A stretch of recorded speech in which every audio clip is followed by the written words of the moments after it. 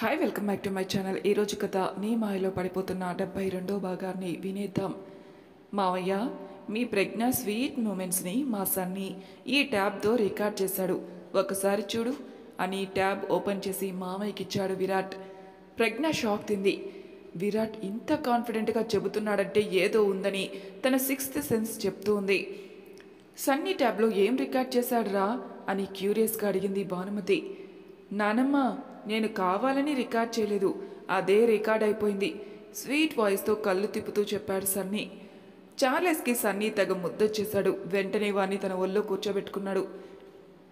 It is not fair Virat, మీ ఇంటికి గెస్ట్గా వచ్చాను, నాకు అస్సలు ఎంటర్టైన్మెంటే లేదు. అలా ట్యాబ్లో సీక్రెట్గా మీ మామయ్యకి మాత్రమే చూపించడం దేనికి? మీ మమ్మీ కూడా క్యూరియస్గా ఉన్నారు కదా, అందరికీ కలిపి చూపించచ్చేగా అసంతృప్తిగా అడిగాడు చార్లెస్. అవును డాడీ, ఆ వీడియోలో ప్రజ్ఞ అంటే ఎక్స్ప్రెషన్స్ భలే ఉన్నాయి, నేను మళ్ళీ చూస్తా అన్నాడు సన్నీ. అయితే టీవీకి కనెక్ట్ చేద్దాం అని విరాట్ టీవీకి పెన్ డ్రైవ్ పెట్టాడు. ఒక్క నిమిషం విరాట్ అని. సన్నీ, అసలు ఏముంది ఆ వీడియోలో, ఎప్పుడు తీసావు? భయంగా అడిగింది ప్రజ్ఞ. నువ్వు నానమ్మకి ఎవరికీ కనిపించకుండా గార్డెన్లో సీక్రెట్గా ఫోన్ మాట్లాడావు కదా, గుర్తుందా? అప్పుడు రికార్డ్ అయింది. ట్యాబ్ సరిగ్గా పనిచేయట్లేదని నీకు చూపిద్దామని గార్డెన్కి వచ్చాను. నీ సెకండ్ ఫోన్లో గేమ్స్ ఆడాను, గుర్తుందా? అప్పటి వీడియో కళ్ళు తిప్పుతూ ముద్దుగా చెప్పాడు సన్నీ. ప్రజ్ఞ గుండె గుబేల్ మంది. ఆ రోజు తను చాలా మాట్లాడింది. ఒక్కసారిగా ప్రజ్ఞకి చెమటలు పట్టేశాయి. పెన్ డ్రైవ్ కనెక్ట్ చేసి టీవీ ఆన్ చేశాడు విరాట్. గార్డెన్లో ప్రజ్ఞ అటూ ఇటూ తిరుగుతూ ఫోన్ మాట్లాడుతూ ఉంది. బ్లూ కలర్ లాంగ్ ఫ్రాక్ వేసుకుని లూజ్ హెయిర్తో అందంగా ఉంది. తన మాటలు వినిపించసాగాయి. డాడీ, నీకు ఇంతకు ముందే చెప్పాను, నీ చెల్లెలు నన్ను టార్చర్ చేస్తుంది, ముందు సన్నీని చంపమని చెప్పాను, బట్ సన్నీతో పాటు నీ చెల్లెలు కూడా చంపేయి, పీడ విరగడైపోతుంది అంటుంది ప్రజ్ఞ. కాసేపు నిశ్శబ్దం. అంటే అవతల నుంచి వాళ్ళ డాడీ ఏం చెప్పాడో వినపడలేదండి. అయ్యో డాడీ, నీ చెల్లెలు అమాయకురాలా, నన్ను విరాట్కి భార్యని చేస్తానని పైకి చెబుతుంది, కానీ నన్ను ఆ సన్నీగాడికి ఆయాని చేసేలా చూస్తుంది. నాకు అంత కర్మ ఏమీ పట్టలేదు. మాట మాట్లాడితే చాలు, సన్నీకి నువ్వు తల్లి కాగలిగితేనే నువ్వు ఇంటికి కోడలివి కాగలవు అంటుంది. ఆ ముసలిదాన్ని నువ్వు చంపుతావా, లేక నేనే అన్నంలో విషం కలిపి అందరినీ ఒకేసారి చంపేయమంటావా? నాకు ఏ పీడా లేకుండా పోతుంది. పళ్ళు నూరుతూ కుడి చేయి తిప్పుతూ ముఖంలో కోపం ప్రదర్శిస్తూ చెప్పింది ప్రజ్ఞ. భానుమతి షాక్ తింది. నమ్మలేనట్టు ప్రజ్ఞని ఆమె పేరెంట్స్ని చూసింది. ప్రజ్ఞ షాక్ తింది. ఆమెకి ముచ్చెమటలు పోసాయి. ఇదంతా అబద్ధం, నన్ను వీడియో తీసి ఎవరి మాటలో అటాచ్ చేశారు. ఈ మాటలు నావి కావు, ఈ గొంతు కూడా నాది కాదు విరాట్. ఇది నీకు న్యాయంగా ఉందా? ఎందుకు నా మీద ఇలా కక్ష తీర్చుకుంటున్నావు? బాధగా అడిగింది ప్రజ్ఞ. అంటే ఫీల్ పోతుంది, మొత్తం చూడనివ్వు, లాస్ట్లో మాట్లాడచ్చు పెద్దవాడిలా చెప్పాడు సన్నీ. మరొక్కసారి సన్నీని ముద్దు పెట్టుకున్నాడు చార్లెస్. సన్నీ మాటలకి నోరు మూసుకుని కూర్చుంది ప్రజ్ఞ. తన అమ్మా నాన్నలు కూడా ఎగ్జైట్ అవ్వద్దని సైగ చేశారు. వీడియో ప్లే అవుతుంది. అయ్యో డాడీ, నువ్విచ్చిన మత్తు మందు విరాట్కి తినిపించాలంటే ముందు విరాట్ ఈ ఇంటికి రావాలి కదా, అతను అసలు ఇక్కడికి రావడం లేదు. నీ చెల్లెల్ని ఎప్పుడు అడిగినా వాడు మధు మాయలో పడ్డాడు, నువ్వు ముందు సన్నీకి దగ్గరవు అని చెబుతుంది. సున్నితంగా తల కొట్టుకుంటూ చెప్పింది ప్రజ్ఞ. భానుమతి కళ్ళు ఎర్రబడ్డాయి. చార్లెస్ పిడికిళ్ళు బిగుసుకున్నాయి. విరాట్ మాత్రం చాలా రిలాక్స్డ్గా సోఫాలో కూర్చునున్నాడు. ప్రజ్ఞ అండ్ ఫ్యామిలీ మాత్రం ఇదంతా అబద్ధమని ఎలా ప్రూవ్ చేయాలా అని ఆలోచనలో పడ్డారు. గుడ్ ఆంటీ, ఇలాగే కాసేపు మాట్లాడకుండా కూర్చో, ఇంకా వీడియో కంప్లీట్ అయిపోతుంది అన్నాడు సన్నీ. పళ్ళు నూరుకుంది ప్రజ్ఞ. వీడియో కంటిన్యూ అవుతుంది. సరే డాడీ, ఇంకొక 15 రోజులు చూస్తాను, మన పని జరిగిందా ఓకే, లేకపోతే ఆ అమృతరావు అంకుల్ ఈ పిల్లాన్ని కిడ్నాప్ చేయడానికి ట్రై చేస్తున్నాడని చెప్పావు కదా, పార్క్కి తీసుకెళ్తానని అబద్ధం చెప్పి సన్నీని నేనే అమృతరావుకి అప్పగించేస్తా. ఆ బాధ తట్టుకోలేక విరాట్ నాన్న గుండె ఆగి చచ్చిపోతాడు. నన్ను ఇంటి కోడలుగా చేసుకోవాలని ఆ మారుతీరావు గారి ప్లాన్ కాబట్టి తండ్రి చివరి కోరిక అని చెప్పి నాతో విరాట్ పెళ్లి జరిపించేస్తుందని ఆ మతిలేని భానుమతి ఏమంటారు? భానుమతి ముఖంలో కత్తివేటుకు నెత్తురు చుక్కలేదు. ఆమె కన్నీళ్లు జలజలా రాలాయి. వీడియోలో లాస్ట్ సీన్ ప్లే అయింది. సరే డాడీ, బాయ్. వీడియో ఆగిపోయింది. విరాట్, ఇలా అబద్ధపు వీడియో ప్లే చేసి నన్ను నా చెల్లెల్ని విడదీయాలనుకుంటున్నావా? నా చెల్లెలు నువ్వు అనుకున్నట్టు అంత తెలివి తక్కువదేమీ కాదు. నువ్వు మధుని పెళ్లి చేసుకోవాలంటే మీ అమ్మా నాన్నల దృష్టిలో ప్రజ్ఞ చెడ్డదని ప్రూవ్ అవ్వాలి. అందుకే నువ్వు ఇలాంటి వీడియో తయారు చేశావు. ఇలాంటి వీడియోలు నేను కూడా ఆ మధు మీద 100 తయారు చేయగలను అన్నాడు చింతనిప్పుల్లాంటి కళ్ళతో. మావయ్య మాటల్ని విరాట్ అస్సలు పట్టించుకోలేదు. ప్రజ్ఞ కేసు చూసి, ప్రజ్ఞ, ఇది నిజం వీడియోనా లేక అబద్ధపు వీడియోనో నువ్వే చెప్పు. నిజం ఒప్పుకోవడానికి నీకు ఒకే ఒక్క ఛాన్స్ ఇస్తున్నాను. ఇది మిస్ చేసుకుంటే తర్వాత చాలా బాధపడతావు. మొహంలో ఏ ఎక్స్ప్రెషన్ లేకుండా సీరియస్ టోన్తో చెప్పాడు విరాట్. చెప్పాడు అనే కంటే వార్నింగ్ ఇచ్చాడనడమే కరెక్ట్. డాడీ, అదంతా నిజమే, ఉత్సాహంగా చెప్పాడు సన్నీ. సన్నీ, అది నిజమని మనకి తెలుసు, బట్ ఆ విషయం ప్రజ్ఞ అంటే ఒప్పుకోవాలి కదా అన్నాడు చార్లెస్. అబద్ధాలు ఆడకూడదు. అబద్ధాలు ఆడినా ఎవరినన్నా బాధ పెట్టాలని చూసినా దేవుడు పనిష్ చేస్తాడని మమ్మీ చెప్పింది అన్నాడు కళ్ళు చేతులు తిప్పుతూ సన్నీ. మీ మమ్మీ ఎప్పుడు మంచే చెబుతుంది సన్నీ అని తలనిమృతూ చెప్పాడు చార్లెస్. నీకిచ్చిన ఛాన్స్ అయిపోయి వచ్చింది ప్రజ్ఞ, నిజం చెబుతున్నావా లేదా సీరియస్గా అడిగాడు విరాట్. అందరి చూపు ప్రజ్ఞ మీద పడింది. ప్రజ్ఞ, నిజం చెప్పు, ఇదంతా నిజమా అని అడిగింది భానుమతి. ఇదంతా నిజం కాదత్తయ్య, విరాట్ ఇదంతా కావాలని చేస్తున్నాడు. నేను ఎలాంటి దాన్నో నీకు తెలీదా? నన్ను పెళ్లి చేసుకోవడం ఇష్టం లేకపోతే చెప్పేయమనండి, అంతేకాని నేను మీ అందరినీ చంపాలని చూసినట్టు ఇలా నకిలీ వీడియో సృష్టించి నా మీద ఇలాంటి అభాండాలు వేయడం న్యాయమా? నువ్వు ఈ వీడియోని నమ్ముతున్నావా అత్తయ్య అంది ప్రజ్ఞ ఏడుస్తూ. విరాట్, మీ ప్రజ్ఞ ఎక్సలెంట్ యాక్ట్రెస్. మీ ఇంపీరియల్ స్టార్లోకి తీసుకొని సినిమాల్లో యాక్ట్ చేయించవచ్చుగా వెట్టకారంగా అన్నాడు చార్లెస్. చార్లెస్ గారు, మీ హద్దుల్లో మీరుండండి. డబ్బుల కోసం అడ్డమైన వాళ్ళ పక్కన నటించే అవసరం నా ప్రజ్ఞకు లేదు. ఏరి కోరి ఈ ఇంటికి కోడలుగా అలాంటి పిల్లని తెచ్చుకోవాలని అనుకుంటున్నారుగా, తెచ్చుకోమనండి. నా కూతురు మీద ఇలాంటి నకిలీ వీడియోలు సృష్టించి దాని మీద అబండాలు వేస్తే నేను అస్సలు ఊరుకోను. స్ట్రాంగ్ వార్నింగ్ ఇచ్చాడు మామయ్య. భానుమతి ఏం మాట్లాడలేదు. మేబీ ఇలా ప్రజ్ఞ మాట్లాడింది మాత్రమే వింటే నమ్మడం కష్టమేలే. ఇప్పుడు ప్రజ్ఞ, మామయ్య ఇద్దరు గొంతులు విందాం అని గిరి అని పిలిచాడు విరాట్. గిరి వెంటనే వచ్చి ఒక ఆడియో క్లిప్ వినిపించాడు. డాడీ, నీకు ఇంతకు ముందే చెప్పాను, నీ చెల్లెలు నన్ను టార్చర్ చేస్తుందని. ముందు సన్నీని చంపమని చెప్పాను, బట్ సన్నీతో పాటు నీ చెల్లెల్ని కూడా చంపే పీడ విరగడైపోతుంది అంటోంది ప్రజ్ఞ. అబ్బా ప్రజ్ఞ, నీకు అంత తొందర పనికిరాదమ్మా. మీ అత్తయ్య హెల్ప్ లేకపోతే నువ్వు ఆ విరాట్కి భార్యవి కాలేవు. నిన్ను విరాట్కి భార్యని చేసేస్తానని తను చెబుతుంది కదమ్మా, అది ఒట్టి అమాయకురాలు, దాన్ని హ్యాండిల్ చేయడం చాలా ఈజీ అంటూ మామయ్య గొంతు వినిపించింది. అయ్యో డాడీ, నీ చెల్లెలు అమాయకురాలా? నన్ను విరాట్కి భార్యని చేస్తానని పైకి చెబుతుంది, కానీ నన్ను ఆ సన్నీగాడికి ఆయాని చేయాలి అని చూస్తుంది. నాకు అంత కర్మ ఏమీ పట్టలేదు. మాట మాట్లాడితే చాలు సన్నీకి నువ్వు తల్లి కాగలిగితేని నువ్వు ఈ ఇంటికి కోడలివి కాగలవు అంటోంది.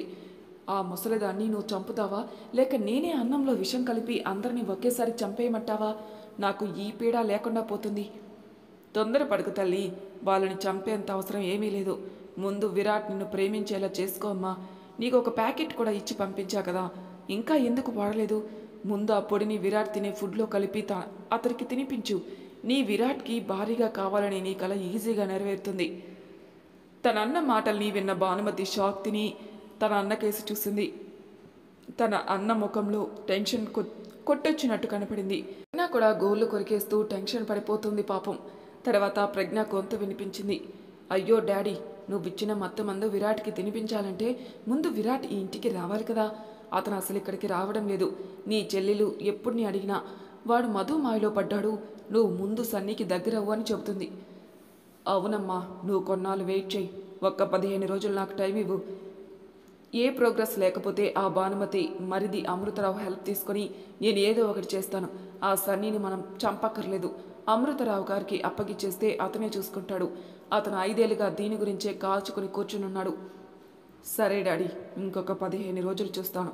మన పని జరిగిందా ఓకే, లేకపోతే ఆ అమృతరావు అంకుల్ ఈ పిల్లాన్ని కిడ్నాప్ చేయడానికి ట్రై చేస్తున్నాడని చెప్పావు కదా, పార్క్కి తీసుకెళ్తానని అబద్ధం చెప్పి సన్నీని నేనే అమృతరావుకి అప్పగించేస్తా.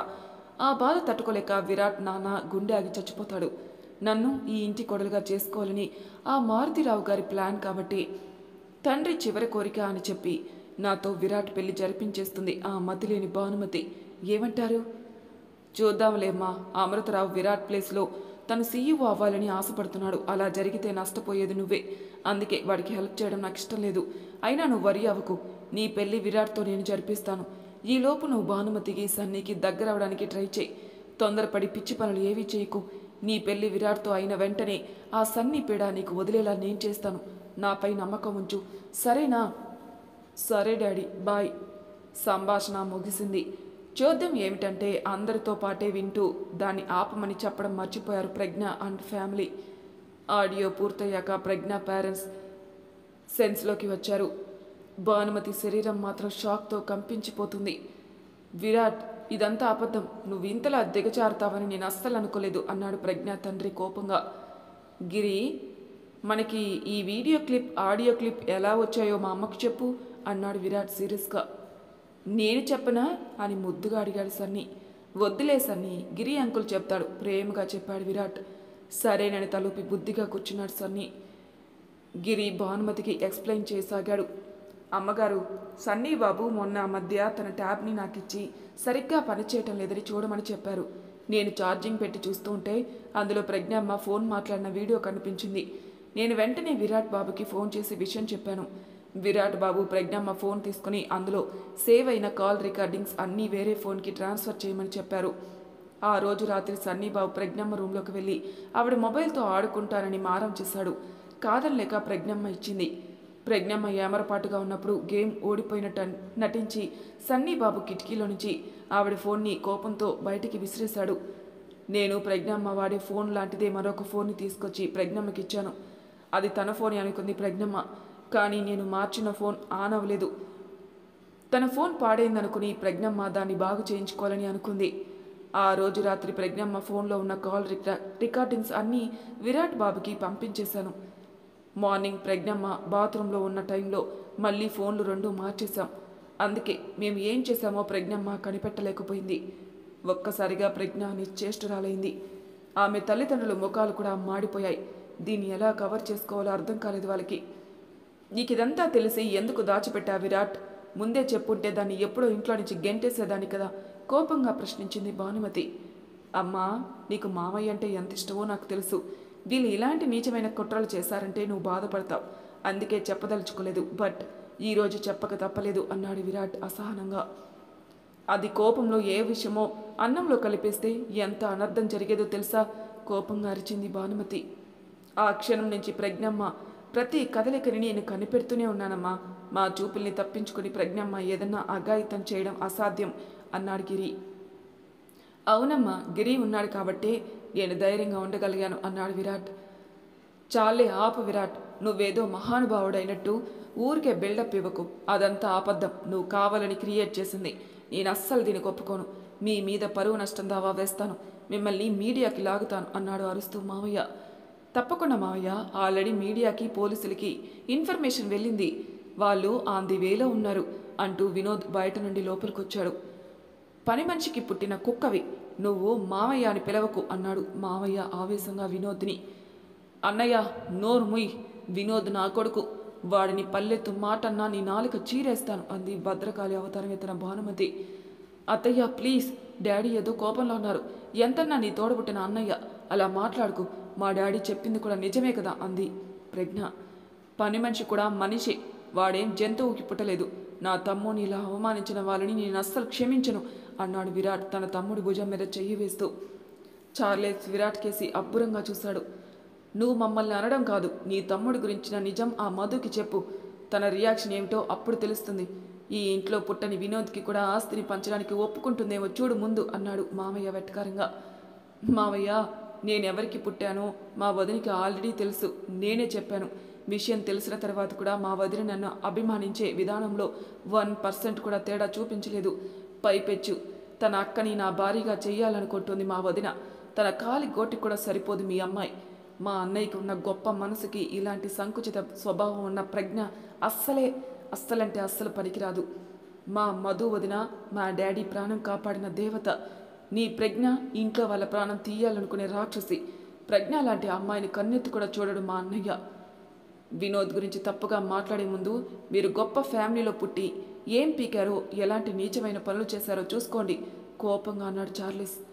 మా గురించి మా ఫ్యామిలీ గురించి మీలాంటి రౌడీలు చెప్పవలసిన పని లేదు. మీరేదో శ్రీరాముళ్లాగా మాట్లాడకండి కోపంగా రొప్పుతూ అన్నాడు మావయ్య. నిజమే, నేనేమి శ్రీరాముని కాదు, చాలా చెడ్డ పనులు నేను కూడా చేశాను.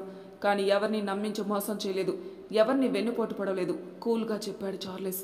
అంటే నేను వెన్నుపోటు పొడిచానని చెబుతున్నారా? ఎవిడెన్స్ ఉందా? ఆవేశపడిపోతూ అడిగాడు మావయ్య. మావయ్య, కూల్ కూల్, ఈ ఎవిడెన్స్ నీకు సరిపోలేదా? సరేలే, గుండె గట్టిగా పట్టుకొని కూర్చో. ఎందుకంటే నేను ఇప్పుడు చెప్పబోయేది వింటే నీకు హార్ట్ అటాక్ వచ్చే ప్రమాదం ఉంది. జోబులో చేతులతో కాన్ఫిడెంట్గా చెప్పాడు వినోద్. వినోద్, ప్లీజ్, నీ గురించి తప్పుగా మాట్లాడడం తప్పే. దయచేసి మమ్మల్ని వదిలేయి. డాడీ, వెళ్దాం పదండి. మనకి గౌరవం లేని చోట ఒక్క క్షణం కూడా ఉండొద్దు మనం అని లేచి నించింది ప్రజ్ఞ. ఒక్క నిమిషం ప్రజ్ఞ, నన్ను డిస్టర్బ్ చేయకు. నీ నిజస్వరూపం ఎప్పుడో తెలిసినా మా అన్నయ్య బయట పెట్టలేదు. ఎందుకో తెలుసా? నువ్వు మీ డాడీ మారుతారేమో అని వెయిట్ చేశాడు. బట్ మీరు మారకపోతే ఏం చేయాలనే బ్యాకప్ ప్లాన్ కూడా రెడీ చేసుకున్నాడు. అదేంటో తెలుసా? మీ బిజినెస్లో ఎన్ని లూప్ హోల్స్ ఉన్నాయో అన్నీ వెతికి పట్టుకున్నాడు మా అన్నయ్య. ఇప్పుడు ఎవిడెన్స్ మొత్తం రెడీగా ఉంది. ఆ కాపీని కూడా పోలీసులకు అందించేశాం. ఆల్రెడీ పోలీసులు మీ డాడీని అరెస్ట్ చేయడానికి వారెంట్తో సిద్ధంగా ఉన్నారు. మా మమ్మీకి ఉన్న ఒకే ఒక అన్నయ్య మీ డాడీ. అందుకే అన్నయ్య చాలా ఆలోచించాడు. కానీ చెయ్యక తప్పని పరిస్థితి మీరే కల్పించారు అన్నాడు సీరియస్గా వినోద్. మావయ్యకి ఒక్కసారిగా కాళ్ళ కింద భూకంపం వచ్చినట్టయింది. తమాయించుకొని, నాకు వ్యతిరేకంగా ఏ ఎవిడెన్స్ దొరికిందిరా మీకు అని గర్దించాడు మావయ్య. నువ్వు చేసే రియల్ ఎస్టేట్ వ్యాపారంలో ఎన్ని లొసుకులున్నాయో ఎవిడెన్స్ సంపాదించాం మావయ్య. పాపం పేద ప్రజల్ని భయపెట్టి వాళ్ళ ఇల్లు స్థలాలు ఎలా తక్కువ రేటుకి లాక్కున్నావో, ఎన్ని స్థలాలు కబ్జా చేసి వెంచర్లు వేశావో, ఎన్ని బిల్డింగ్స్ నాసిరకంగా కట్టావో, సరైన అనుమతులు లేకుండా ఎన్ని అక్రమ కట్టడాలు కట్టావో అన్నీ వెలికి తీశాం. నువ్వు మోసం చేసిన వాళ్ళంతా సాక్ష్యం చెప్పడానికి రెడీగా ఉన్నారు. నీ మీద క్రిమినల్ కేసులు కూడా పెట్టారు జనాలు అని ముగించాడు వినోద్. మావయ్య తేరుకొని సారీ చెబుదామనుకునే లోపే పోలీసులు రావడం, మావయ్యని అరెస్ట్ చేయడం జరిగిపోయింది. ప్రజ్ఞ వాళ్ళ మమ్మీ సారీ చెప్పినా నొత్తి నోరు బాదుకున్నా ఉపయోగం లేకపోయింది. మావయ్యకి అర్జెంటుగా బెయిల్ ఇప్పించడానికి బయటికి పరిగెత్తారు ప్రజ్ఞ వాళ్ళ మమ్మీ. ఊపిరి పీల్చుకుంది భానుమతి. పరిగెత్తుకుంటూ వెళ్ళి సన్నీని ఎత్తుకుని ముద్దులు పెట్టేసుకుంది. సన్నీ, నన్ను క్షమించరా. నీ ప్రాణం తీయాలనుకున్న దాన్ని నీకు తల్లిగా తీసుకురాలని చూశాను అంది ఏడుస్తూ. ప్రాణం అంటే అని అడిగాడు సన్నీ అమాయకంగా. ఏంటి మమ్మీ, చిన్న పిల్లాడికి సారీ చెప్పడం, వాడికి అర్థం కాని విషయాలు మాట్లాడడం అవసరమా? ఆకలిస్తుంది, తొందరగా వడ్డించు మమ్మీ ప్లీజ్ అన్నాడు వినోద్ గట్టిగా భానుమతిని హక్ చేసుకుని. సర్లే, ముగ్గురు కాళ్ళు చేతులు కడుక్కోరండి. సన్నీ, నువ్వు కూడా వెళ్ళు, కాళ్ళు చేతులు కడుక్కుండ్రా అంది భానుమతి కళ్ళు తుడుచుకుంటూ. అందరూ కలిసి చాలా సంతోషంగా భోజనం చేశారు. చార్లెస్ బయలుదేరతారని చెప్పి లేచి నించున్నాడు. చార్లెస్ని వీలైనప్పుడల్లా వస్తూ ఉండమని పదే పదే చెప్పింది భానుమతి. చార్లెస్ వెళ్ళిపోయిన తర్వాత వినోద్, విరాట్ టెర్రస్ మీదకి వెళ్లారు. మరి తర్వాయి భాగంలో ఏం జరుగుతుంది నెక్స్ట్ ఎపిసోడ్లో తెలుసుకుందాం. అంతవరకు నా ఛానల్ సబ్స్క్రైబ్ చేయని వాళ్ళు ప్లీజ్ సబ్స్క్రైబ్ చేసుకోండి. లైక్ చేసి షేర్ చేయండి. మీ అభిప్రాయాలు నా కామెంట్ రూపంలో తెలియజేయండి. Thank you for listening.